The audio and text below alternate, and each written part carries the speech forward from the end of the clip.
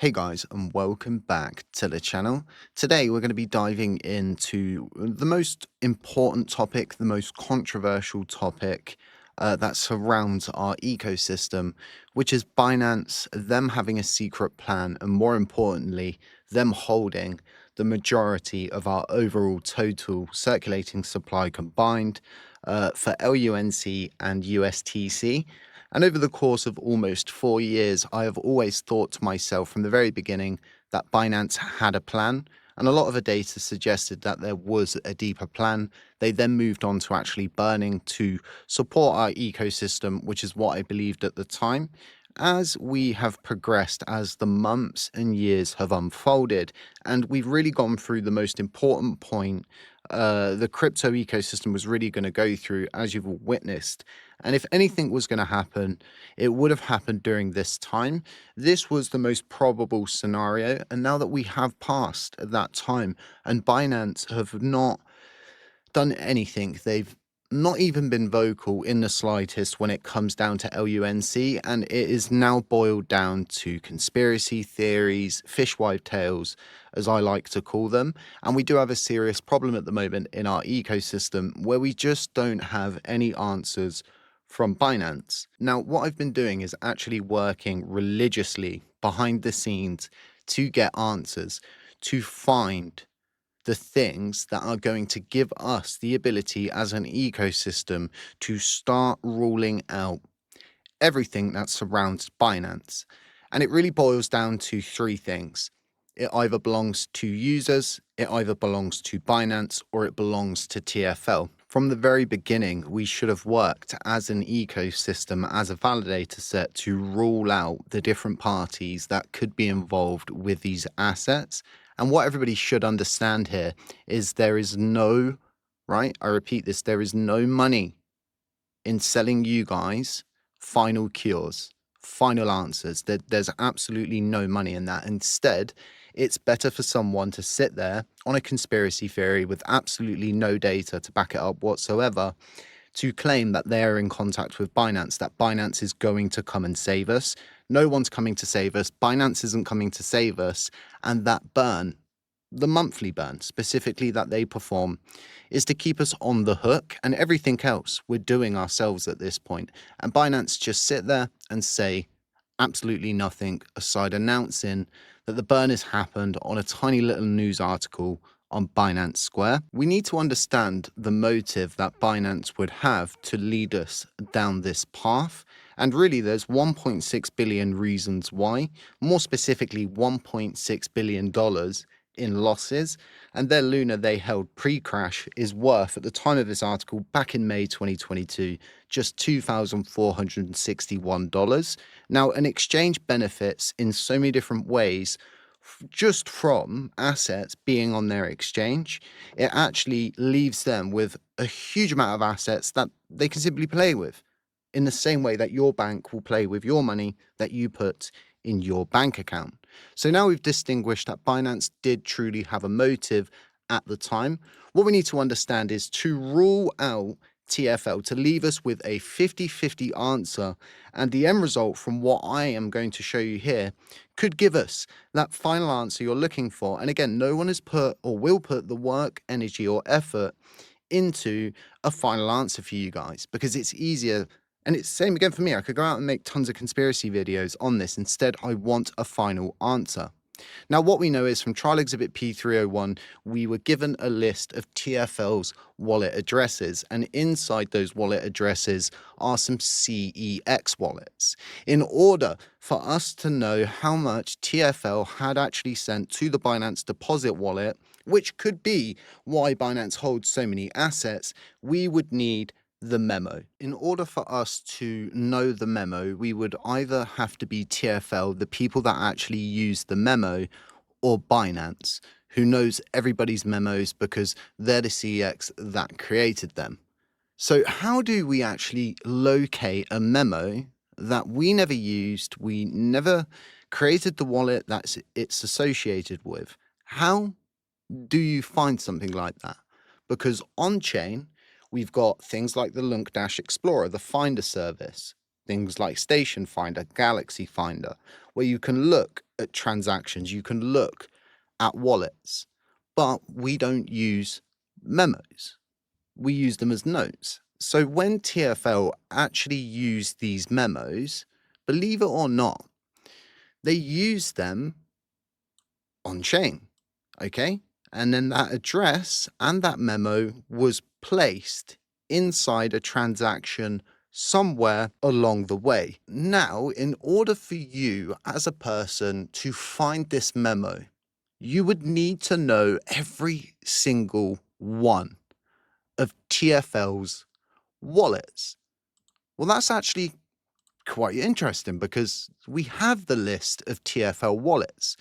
So if we take all of these wallets and we put them into a smart contract and we say to the smart contract, have any of these wallets in trial exhibit P301 right here, have any of these wallets made any transactions with the Binance deposit wallet?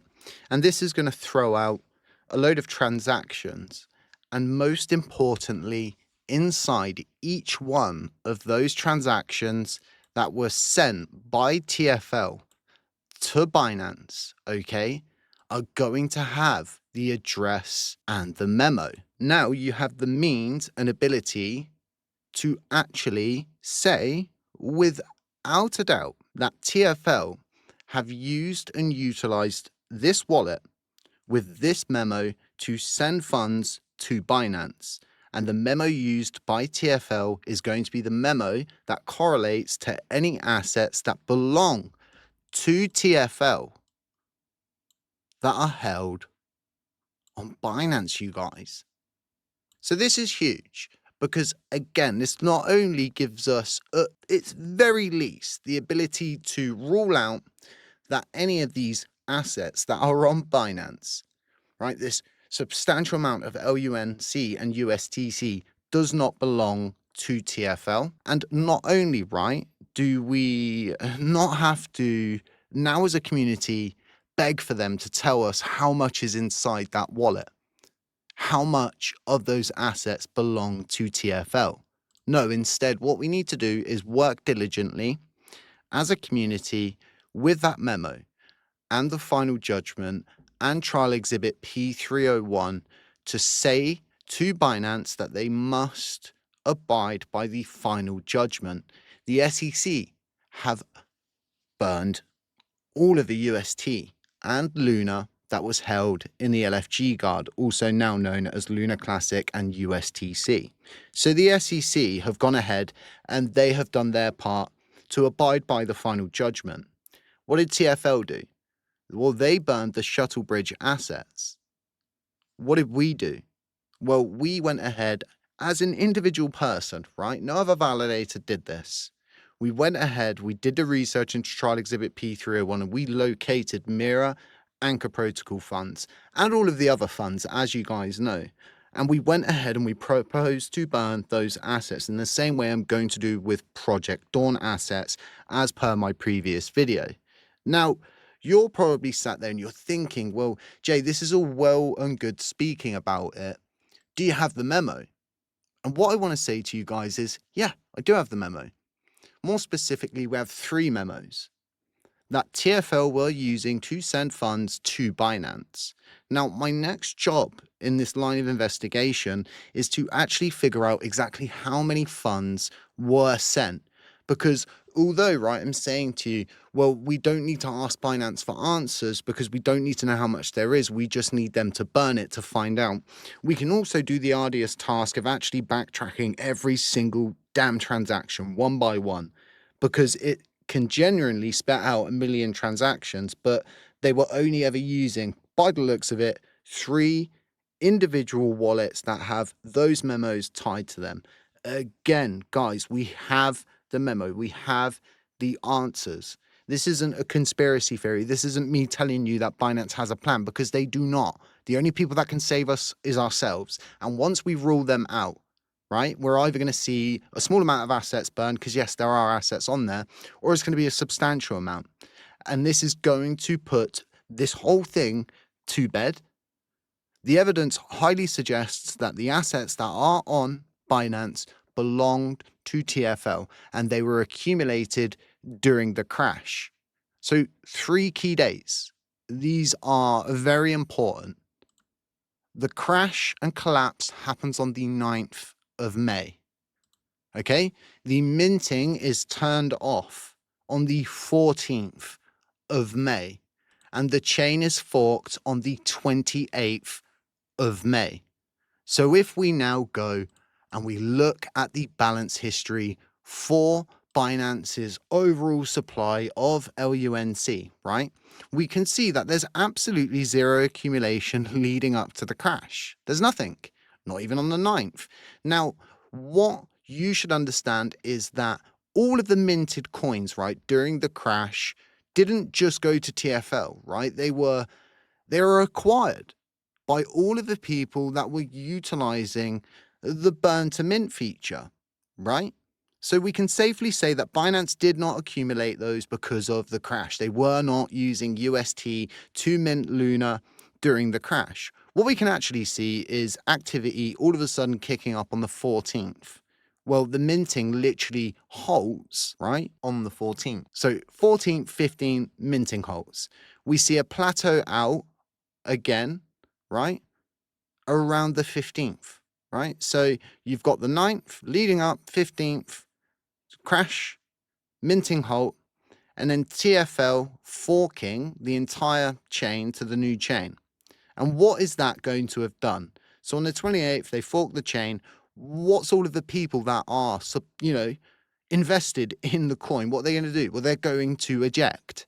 So we see the mass ejection. We see this happen, right? So anyone that was accumulating there as users has likely ejected. And we dropped down to around 1.5 trillion. And this seems to be the bottom. Right now, as we speak, this just seems to be the bottom. We've always floated between 1.5 and 2.8 trillion. So what this gives us is, well, a floor, right? Now, I'm not saying for dead certain that those funds on there do belong to TFL, but all of the data points to Binance suddenly getting a load of UST and Luna Classic after the crash, right? So do what you will with all of this, but I'm going to carry on doing what I do best, which is digging in to the data and bringing you guys actual genuine results. I was all for the conspiracy theories at first, but when you become a top ranked validator based on nonsense, it's about time someone comes out, stands up and actually goes, well, hang on a minute, let me talk some sense here. Let's actually look at the data. Let's actually say to ourselves, instead of saying you've got a secret plan, they've got a secret plan, let's get a definitive answer. All right, you've got a direct line to them. Here's the memo. Here's the memo. Get them to abide by the final judgment, as the SEC have, as TFL did, right? As everybody that was involved in that has, right? Binance now has an obligation, if we present that memo to them, to go ahead and send those funds to the dead wallet. And you're going to say, oh, that's crazy. And I'm going to say to you, no, they do it every single month. They've got the wallet, they've got the address, they've got the means to do it. So if those funds do belong to TFL, the sad part about this all is, guys, they're not going to come out. There is a bottom line here.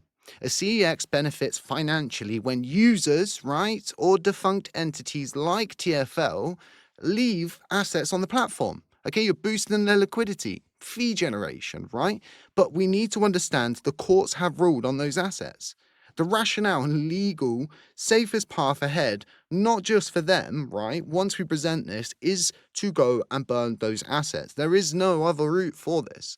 But we need to understand, if nobody comes forward, right, and actually gets this out there, presents the memo, does the work, nothing's ever going to happen. And we will still be sat here 2 years down the line, price, 50% lower than what it is now, almost, a breaking point. And people still saying to you that they've got a plan. Wait till the next halving cycle. No.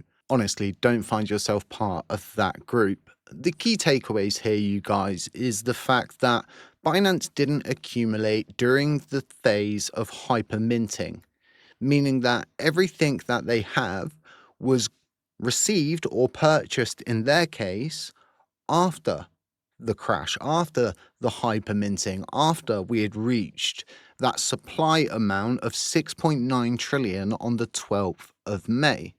Furthermore, the data points to TFL either owning the bulk of that or it's possibly users. And over the course of 4 years, it being users has become less and less likely as the price has continued to decline and they have not gone ahead and staked those assets, which you can benefit greatly from, not just as a return in yield, but also as a leverage tool with validators actually going out and swaying votes, for example, with that many coins.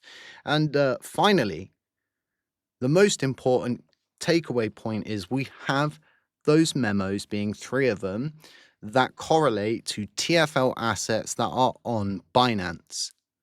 Obviously, without the support of the community, without the support of my delegates, without the support of the overall masses, I can only present this data. I can only go out and do the research, take the time, energy, and effort to do these things.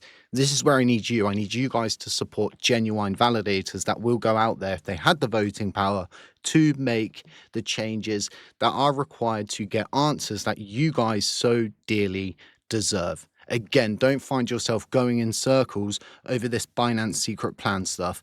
It's done. If anything, they're keeping us on the hook, and it's beneficial for them to keep all of those assets, because guess what? TFL's not coming back, homeboy. Do what you will. Stay safe, stay humble, stay aware.